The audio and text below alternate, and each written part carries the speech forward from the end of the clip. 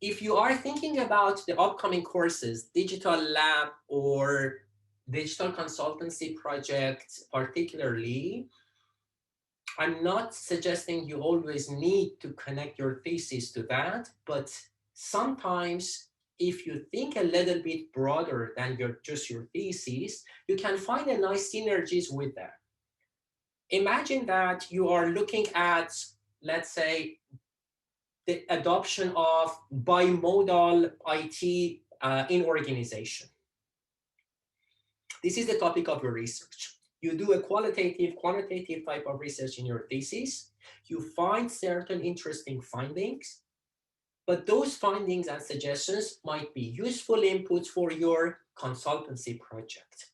Then you can go back to same organization or a different organization and try to see if you would like to translate the things that you found out in your thesis into an organizational solution.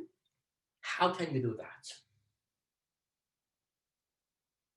If you realize that certain collaborations, certain organizational structures, certain team configurations are important for enhancing or improving the agile working, that's your research.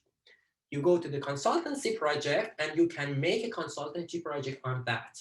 How this can be suggested as a sort of agile improvement solution.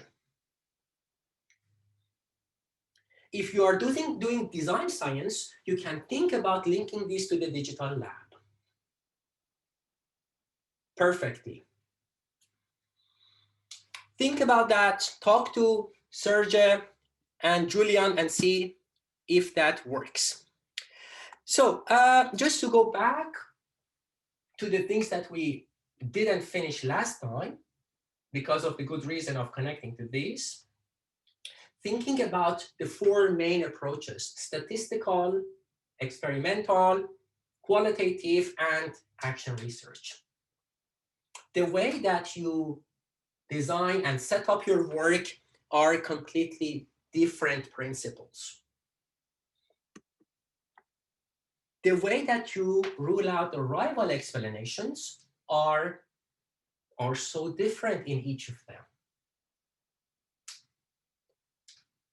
The way that you actually advocate and find the advantages of each of these approaches is also very different. You know, when you do statistical, the benefit is that you can look at many.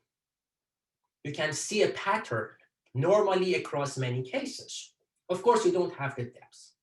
If you do experimental, it's good that you can actually control for the effect of many things and see if that particular thing has an impact on your outcome.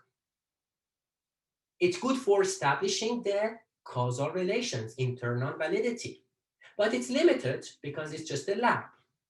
If you do qualitative research, it's good for going deep to understand how things happen deeply. But then you are normally limited to a few particular cases. If you go for the action research or design science, it's powerful for shaking, changing the things and making the things that they don't exist yet, understanding things that are going to happen. And of course, each of them have their own limitations in terms of the scope, the depths, and different validity issues. Who thinks that this picture is sort of, I know it's many choices and ideas at this stage of the course, and at the moment you just need to know that you understand the basics. You will come back to this lecture, to this slide, to the readings whenever you need any of them. Just for now, make sure that you get the basics.